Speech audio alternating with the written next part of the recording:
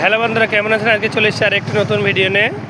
তো যাই হোক, দেখতে পেলেন আপনারা ব্রিগেডে কলকাতা যে মহাসভা ছিল আমাদের চাচার, বললেন তো চাচার তো বাংলার লোক তো কেউ সাপোর্ট করে না, আর কেউ সাথে যায়ও না।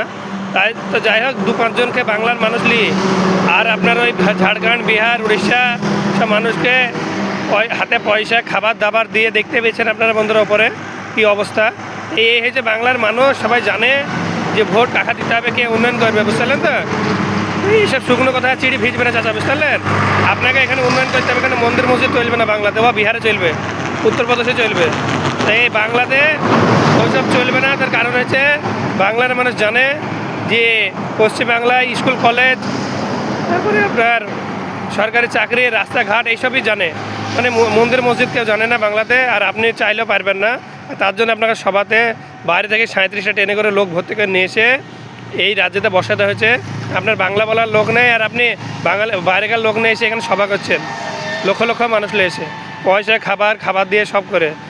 চাচা বাংলার মানুষ বুঝে গিয়েছে, আর চাচাও জানে যে আমরা বাংলায় আমাদের ডাল গলবে না। তার জন্য ধরেন এখানে বাইরেকার মানুষ নিয়ে এসে সভা বড় করছে। বাংলার মানুষ জানে, বললেন তো চাচা, আপনি যত যা করেন বাংলাতে আপনার কোনো ডাল গলবে না। যাই হোক, যদি আপনি বাংলায় আসতে চান, আপনি উন্নয়ন করুন বাংলার আবাস যোজনার কাজ করুন, বাংলার রাস্তাঘাটের কাজ করুন, বাংলার সরকারি চাকরির ব্যবস্থা করুন। অটোমেটিক মানুষ আপনাকে চাইবে, তাই তো? না আপনি হিন্দু মুসলমান মন্দির মসজিদ করলে আপনাকে সবাই চাইবে। চাচাও জানে, ওই চাচার চেলাও জানে, বললেন তো বাংলায়।